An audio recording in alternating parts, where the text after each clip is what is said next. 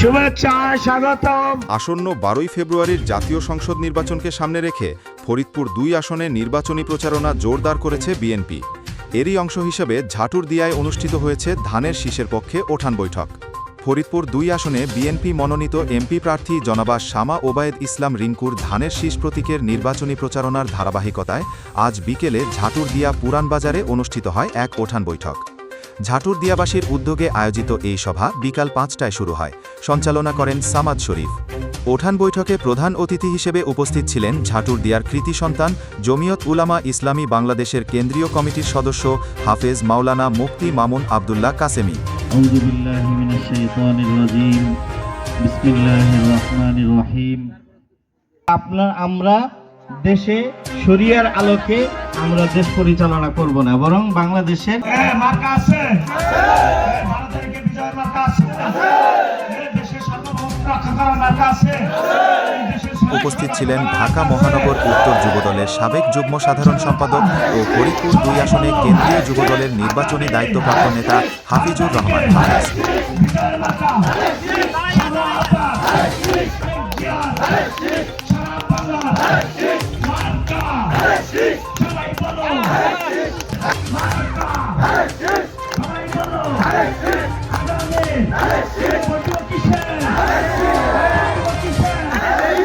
ধন্যবাদ।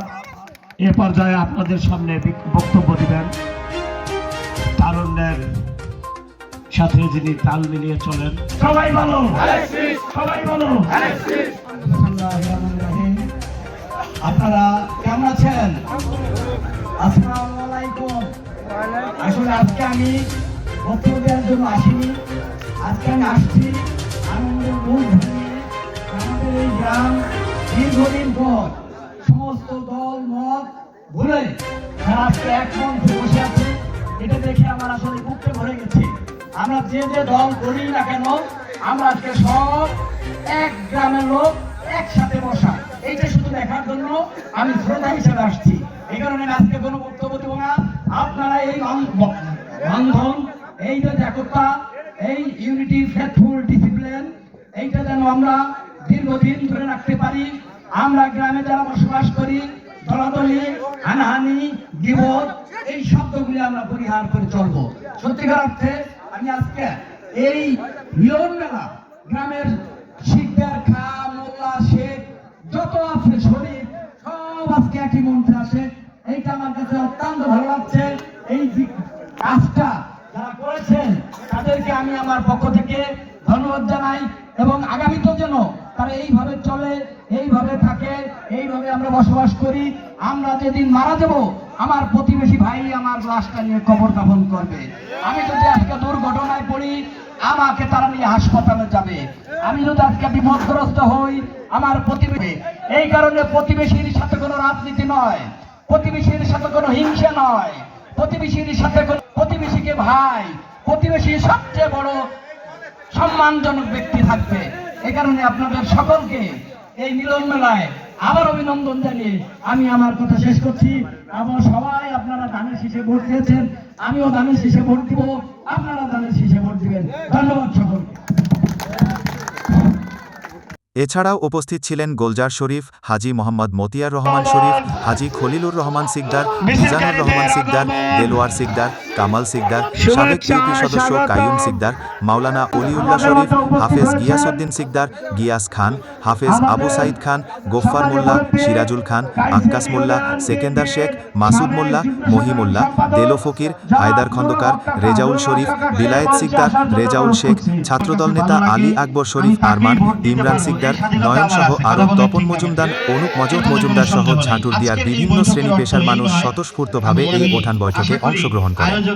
এ সময় দক্ষিণ কাইচাল থেকে মিছিল নিয়ে উপস্থিত হন কাউসারের নেতৃত্বে এ ক্লাস, বাবু, রাকিব, খালিদ, জামাল, নুরাল হক, আবু তাহের ও অন্যান্য নেতৃবৃন্দ ধানের শীষের স্লোগানে বিশাল মিছিল নিয়ে সভাস্থলে উপস্থিত হন। স্থানীয় নেতৃবৃন্দ ও সর্বস্তরের জনগণ উপস্থিত থেকে ধানের শীষ প্রতীকে ভোট দিয়ে শামা ওবায়েদ ইসলাম রিঙ্কুকে বিজয়ী করার অঙ্গীকার করেন। স্লোগানে স্লোগানে মুখর হয়ে ওঠে পুরো এলাকা। সময় আপনাদের আমাদের মাঝে বলতেছেন যারা ভোট দিবে রিকশা মার্কায় তারা জান্নাতের টিকিট পাবে। এই জান্নাতের টিকিট দেওয়া এটা কি আমাদের ইখতিয়ার আছে? আপনারা বলেন। এই জান্নাতের টিকিটের মালিককে একমাত্র আল্লাহ। আর এ কথা যারা বলে তারা কি শিরক করছে? অবশ্যই শিরক বা মুনাফিক, কাফের, এদের মধ্যে পার্থক্য হতে পারে না। এই কথাটাই আমাদেরকে মামুন আব্দুল্লাহ কাসেমি সাহেব হাতে কলমে বুঝিয়ে দিয়ে গেছেন। এরা মানুষের দ্বারে দ্বারে মহিলাদের বোরকা পরিয়ে অনেক সময় দেখা যাইতেছে মাদ্রাসার, আলিয়া মাদ্রাসার দাঁড়িয়ে প্রসাব করা ছাত্রদেরকে বোরকা হিজাব পরাইয়ে মহিলা সাজাইয়ে বাড়ি বাড়ি মহিলাদের কাছে যাইয়া বলতেছে বিকাশ নাম্বার দেন, দাঁড়িপাল্লায় রিক্সায় ভোট দেন। এটাও কি ইসলামিক বিপক্ষের কাজ কিনা ভাইয়ের আমার, বন্ধুরা আমার? তারা যায় যায় বলতেছে যদি ভোট দেন পাল্লায়, ভোট পাবে আল্লাহ। এটা আমাদের উপমহাদেশের প্রখ্যাত আলেমে দিন হাফেজ মাওলানা মুফতি মামুন আব্দুল্লাহ কাশ্মীর সাহেব বুঝিয়ে দিয়ে গেছেন, যদি ভোট ওই রিক্সা বা পাল্লায় দেন, ভোট যদি দেন পাল্লায়, ভোট যাবে গোল্লায়। ঠিক কিনা ভাইয়ের আমার, বন্ধুরা আমার? আমাদের আগামী রাষ্ট্রনায়ক তারেক রহমান বলেছেন, আমার দল যদি আল্লাহ ক্ষমতা নেয় তাহলে ঘরে ঘরে ফ্যামিলি কার্ড দিবেন। এবং তিনি বলেছেন যদি আমার দল ক্ষমতায় যায় এদেশের 80% মানুষ কৃষিকাজের উপর নির্ভরশীল, তিনি কৃষি কার্ড দেবেন। এটা অবশ্যই দেবেন। মাদ্রাসার শিক্ষকদের ভাতার ব্যবস্থা করবেন। এটা আজকে যারা এই গণতন্ত্রের বিপক্ষের দল, আমি মনে করি এটা আমার কথা না, এটা বাংলাদেশের প্রখ্যাত আলেমে দিন কুয়াকাটা হুজুর তার বক্তব্যে বলছে, আমি শুনছি যে জামাত বলেন ভাই, জামাতের মধ্যে কোনো ইসলাম নাই। এবং এদেশের আলেম ওলামারাই বলতেছেন, এটা আমি বলি না, এটা আমার কথা না, যেখানে জামাত আছে সেখানে ইবলিসের প্রয়োজন নাই। আগামী জাতীয় সংসদ নির্বাচনে উপমহাদেশের প্রখ্যাত রাজনীতিবিদ জননেতা কে এম ওবায়দুর রহমানের একমাত্র উত্তরসূরি, বাংলাদেশ জাতীয়তাবাদী দলের বিপ্লবী সাংগঠনিক সম্পাদক, নগরকান্দা ও সালতার গণমানুষের জননন্দিত নেত্রী শামাওয়াহিদ ইসলাম রিঙ্কু আপাকে ধানের শীষ মার্কায় ভোট দিয়ে বিপুল ভোটের ব্যবধানে কাইসেল ইউনিয়ন থেকে জয় লাভ করবার আহ্বান রেখে আমি আমার বক্তব্য শেষ করছি। আল্লাহ হাফেজ। বাংলাদেশ জিন্দাবাদ, বাংলাদেশ জাতীয়তাবাদী দল জিন্দাবাদ। ধন্যবাদ। জেলার মধ্যে কয়েকটি গ্রামের মধ্যে নগরকান্দা ঐতিহ্যবাহী কয়েকটি গ্রাম রয়েছে, তার মধ্যে ফুলসুতি, ঝাটুরদিয়া, কোদালিয়া, এই সব গ্রামের মধ্যে একটি বিষয়ের মানে প্রতিযোগিতা হতো। فأعوذ بالله من الشيطان الرجيم بسم الله الرحمن الرحيم واعتصموا بحبل الله جميعا ولا ত্রয়োদশ 13তম জাতীয় সংসদ নির্বাচন অনুষ্ঠিত হতে যাচ্ছে।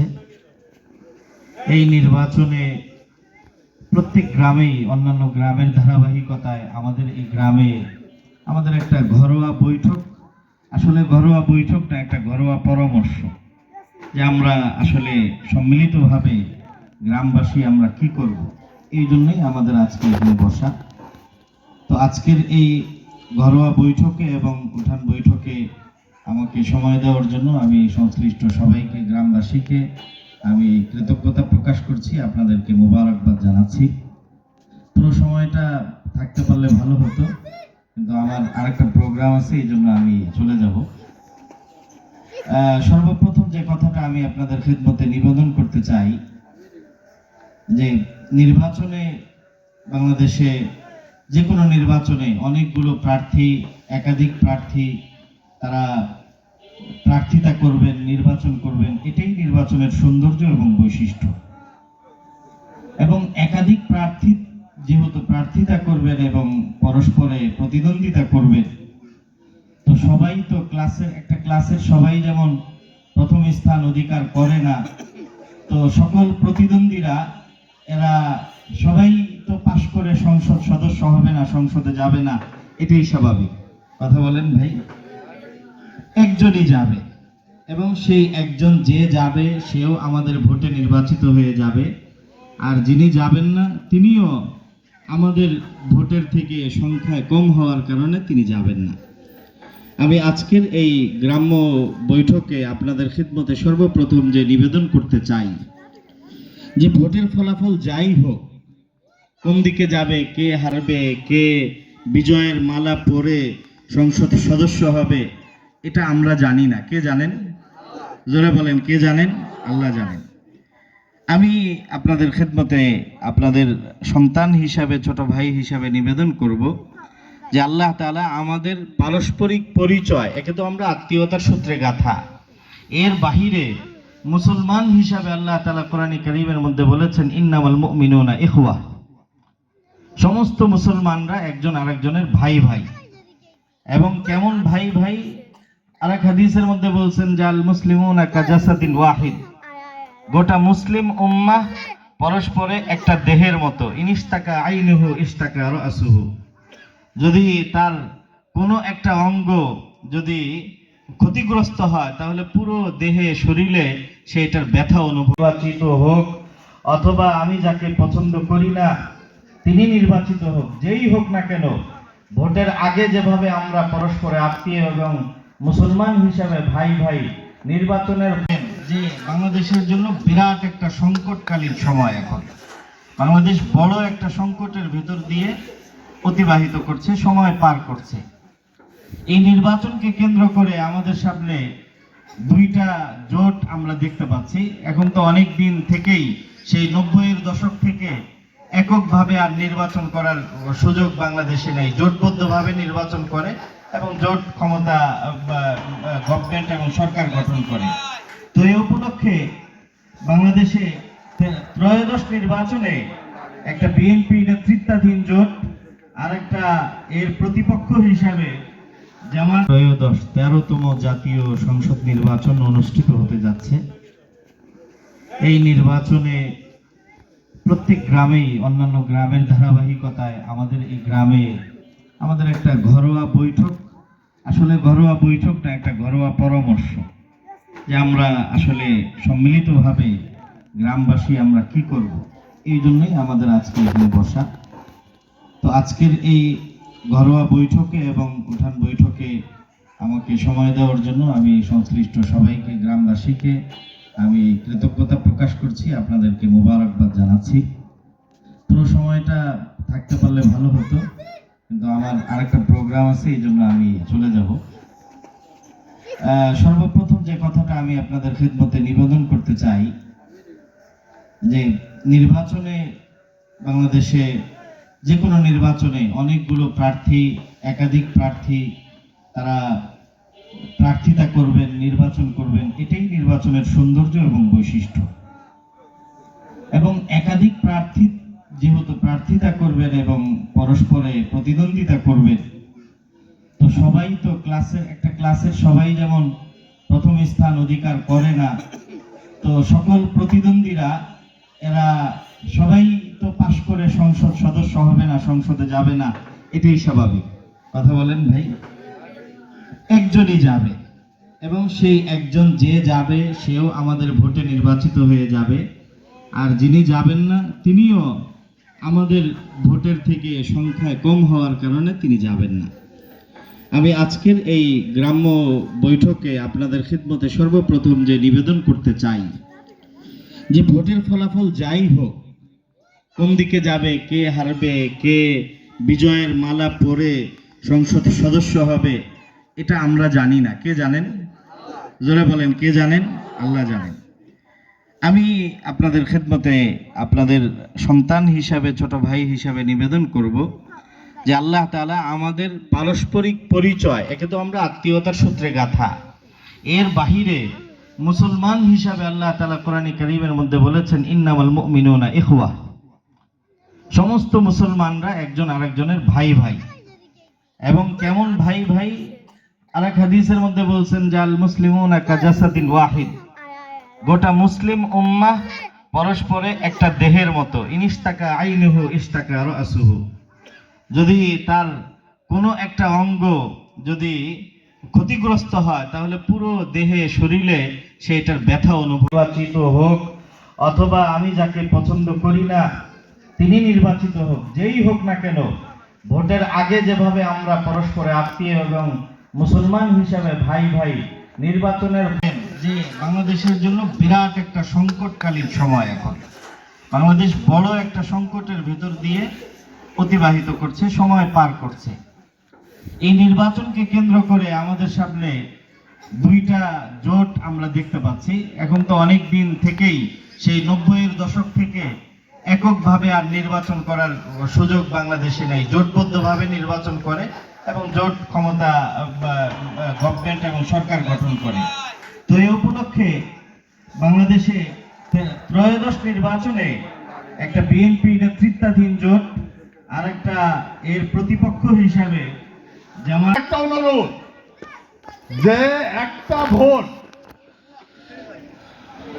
দিতে হবে আপনাদের, যে যাবেন না এ কথা কেউ বললেন না, যে দিয়ে দিবেন এ কথা বললেন না।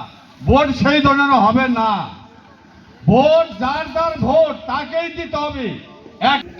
আপনাদের অনুরোধ, একটা ধানের শীষে রিং ভোট আমাকে একটা ভোট দিয়ে দেখেন একবার সে হুমায়ুর রহমানের মেয়ে, সে কি করতে পারে না না পারে সেটা আপনার প্রমাণ নিয়ে যায়।